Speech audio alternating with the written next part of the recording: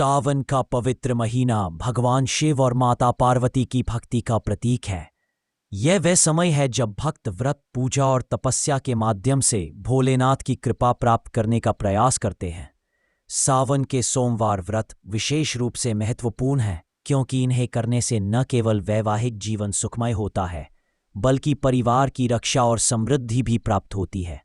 निम्नलिखित कथा एक ऐसी स्त्री की है जिसने सावन के व्रत के द्वारा अपने पति और पुत्र को अमरता का वरदान दिलाया। यह कथा भक्ति, विश्वास और भोलेनाथ की कृपा की अनुपम गाथा है। कथा सावन व्रत की शक्ति। प्राचीन काल में हिमालय की तलहटी में एक छोटा सा गांव था जिसका नाम था कैलाशपुर। यह गांव अपनी शांति और हरियाली के लिए प्रसिद्ध था। गांव के बीचों बीच एक प्राचीन शिव मंदिर था जिसके शिवलिंग को स्वयंभू माना जाता था। गांव वाले मानते थे कि इस मंदिर में की गई पूजा सीधे कैलाश पर्वत पर विराजमान भोलेनाथ तक पहुंचती है। कैलाशपुर में एक साधारण परिवार रहता था। इस परिवार में थीं सावित्री, उनके पति सत्यवान और उनका छोटा सा पुत्र नारायण। सावित्री एक समर्पित पत्नी और मां थी जिसका जीवन अपने परिवार के प्रति समर्पित था। सत्यवान एक मेहनती लकड़हारा था जो जंगल से लकड़ी काट कर लाता और उसे बेचकर परिवार का पालन पोषण करता। नारायण, जो केवल 7 वर्ष का था, अपनी मां की तरह भोलेनाथ का भक्त था। वह हर दिन मंदिर जाकर शिवलिंग पर बेलपत्र चढ़ाता और मां के साथ भजन गाता। हालांकि सावित्री का परिवार सुखी था, लेकिन एक गहरा दुख उनके जीवन में छाया हुआ था। गांव के एक ज्योतिषी ने भविष्यवाणी की थी कि सत्यवान की आयु केवल 1 वर्ष और बची है और नारायण भी एक दुर्घटना में अपनी जान गंवा सकता है। यह सुनकर सावित्री का हृदय टूट गया। वह रात दिन अपने पति और पुत्र की सुरक्षा के लिए प्रार्थना करती, लेकिन मन में एक डर हमेशा बना रहता। सावन का आगमन। एक दिन सावन का महीना शुरू हुआ। गांव में उत्साह का माहौल था। मंदिर को फूलों और दीपों से सजाया गया और भक्त हर सोमवार को व्रत रखकर भोलेनाथ की पूजा करने लगे। सावित्री ने भी मनोकामना पूरी करते हैं। सावित्री ने अपने गांव की बुजुर्ग महिला माता शांति ने बताया, सावित्री, सावन का व्रत भोलेनाथ की कृपा प्राप्त करने का सबसे शक्तिशाली साधन है और मंदिर में जाकर शिवलिंग पर जल, दूध, बेलपत्र और फूल चढ़ाने होंगे। सावित्री ने माता शांति की बातों को ध्यान से सुना और उसी दिन से व्रत की तैयारी शुरू कर दी और उस पर भगवान शिव और माता पार्वती की मूर्ति स्थापित की।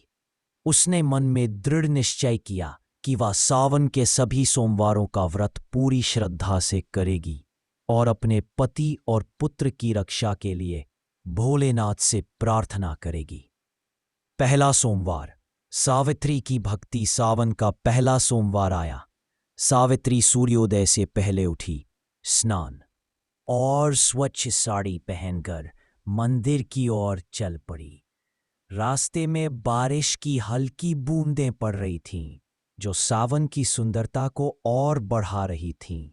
उसने पास के तालाब से कमल का फूल तोड़ा और मंदिर पहुंचकर शिवलिंग पर जल, दूध और बेलपत्र चढ़ाए। उसने माता पार्वती की मूर्ति को सिंदूर अर्पित किया और मन ही मन प्रार्थना की, हे भोलेनाथ, हे माता पार्वती, मेरे पति और पुत्र की रक्षा करें, उनकी आयु बढ़ाए और हमारे परिवार को सुख शांति दे। दिन भर सावित्री ने निराहार व्रत रखा। उसने अपने काम को छोड़कर पूरा समय भोलेनाथ की भक्ति में बिताया। सायंकाल में वह मंदिर में गांव वालों के साथ इकट्ठा हुई, जहां माता शांति ने शिव पार्वती की कथा सुनाई। कथा में बताया गया कि कैसे माता पार्वती ने भगवान शिव को पाने के लिए कठोर तप किया और उनकी भक्ति से प्रसन्न होकर भोलेनाथ ने उन्हें अपनी अर्धांगिनी बनाया। सावित्री ने कथा को ध्यान से सुना और मन में विश्वास जगा। लेकिन सावन के दूसरे सोमवार से पहले एक भयानक घटना घटी। सत्यवान जंगल में लकड़ी काटने गया था जब एक पेड़ अचानक उस पर गिर गया। वह गंभीर रूप से घायल हो गया और बेहोश होकर जमीन पर गिर पड़ा। गांव वालों ने उसे घर लाया, लेकिन वैद्य ने कहा कि उसकी हालत नाजुक है। सावित्री का दिल टूट गया। उसने नारायण को गले लगाया और रोते हुए भोलेनाथ से प्रार्थना की। उसने सोचा कि शायद उसका व्रत अधूरा रह गया या उसकी भक्ति में कोई कमी रह गई, लेकिन फिर उसे माता शांति की बात याद आई। भोलेनाथ की कृपा तभी मिलती है जब तुम पूरी तरह समर्पण कर दो। सावित्री ने हिम्मत जुटाई और दूसरे सोमवार को व्रत रखने का फैसला किया। उस दिन उसने सत्यवान के पास बैठकर रात भर जागरण किया। उसने शिवलिंग की पूजा की और माता पार्वती से प्रार्थना की कि वह उसके पति को बचाए। उसने अपने आंसुओं को छिपाया और नारायण को हिम्मत दी, जो अपने पिता की हालत देखकर डर गया था। सायंकाल में जब वह मंदिर में कथा सुनने गई तो उसने सुना कि कैसे भगवान शिव ने अपने भक्त मार्कंडेय को मृत्यु के मुंह से बचाया था। यह सुनकर सावित्री का विश्वास और दृढ़ हो गया। तीसरा सोमवार, चमत्कार का प्रारंभ। दूसरे सोमवार के बाद सत्यवान की हालत में सुधार होने लगा। वैद्य हैरान था, क्योंकि उसने तो सत्यवान की जान बचने की कोई उम्मीद नहीं की थी। सावित्री ने इसे भोलेनाथ की कृपा माना और तीसरे सोमवार को और भी श्रद्धा के साथ व्रत रखा। उसने सोचा कि अगर वह दूसरों की मदद करेगी, भोलेनाथ की कृपा माना, दूसरों की मदद करेगी, अपनी नेकी जोड़ी में सत्यवान के भाग या भोजन अकेले दूसरों की मदद करेगी, उसने पूरी तरह भारत में पंजाब बेंडी कर सकता। जो उसको भौत का भोजन पीता, भाई दी भाई, भाई दे तार के भार होता, भाई दे तार के भार, और भोजन पीता, भाई देता से तार, तारा साथी मेरा देश। उसने कहा कि बिल्कुल मेरे लिए गांव के बाहर पहला दिन। चौथा सोमवार, अमरता का वरदान। सावन का चौथा सोमवार आया। सत्यवान अब पूरी तरह ठीक हो चुका था और नारायण भी खुशहाल था। सावित्री ने इस बार पूरे गांव को मंदिर में इकट्ठा होने का न्योता दिया।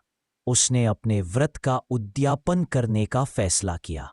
मंदिर को फूलों, दीपों और रंगोली से सजाया गया। सावित्री ने शिवलिंग पर जल, दूध, बेलपत्र और कमल के फूल चढ़ाए।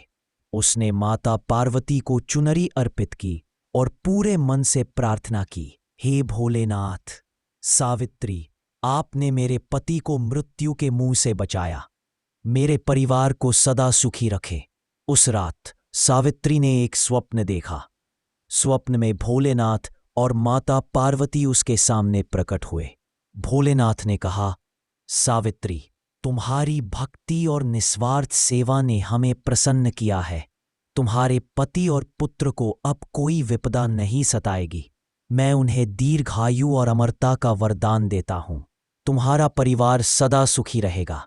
माता पार्वती ने मुस्कुराते हुए कहा, बेटी, कथा का प्रभाव सावन के बाद सावित्री का जीवन बदल गया। सत्यवान ने न केवल अपनी सेहत वापस पाई, बल्कि उसने जंगल में एक नया व्यापार शुरू किया, जिससे परिवार की आर्थिक स्थिति सुधर गई। नारायण बड़ा होकर एक विद्वान बना और गांव में एक शिव मंदिर का निर्माण करवाया। सावित्री की कहानी गांव-गांव में फैल गई और लोग उसे सावन की सावित्री कहने लगे। कैलाशपुर के लोग हर सावन में सावित्री की कहानी सुनाते और व्रत रखते। मंदिर में हर साल सावन के आखिरी सोमवार को एक बड़ा उत्सव मनाया जाने लगा, जिसमें भक्त भोलेनाथ और माता पार्वती की कृपा की कहानियां गाते। सावित्री ने अपने जीवन के अंत तक हर सावन में व्रत रखा और दूसरों को भी इसके लिए प्रेरित किया। उपसंहार, यह कथा हमें सिखाती है कि सच्ची भक्ति और निस्वार्थ सेवा से भोलेनाथ और माता पार्वती की कृपा अवश्य प्राप्त होती है। सावन का व्रत न केवल पति और परिवार की रक्षा करता है, बल्कि मन को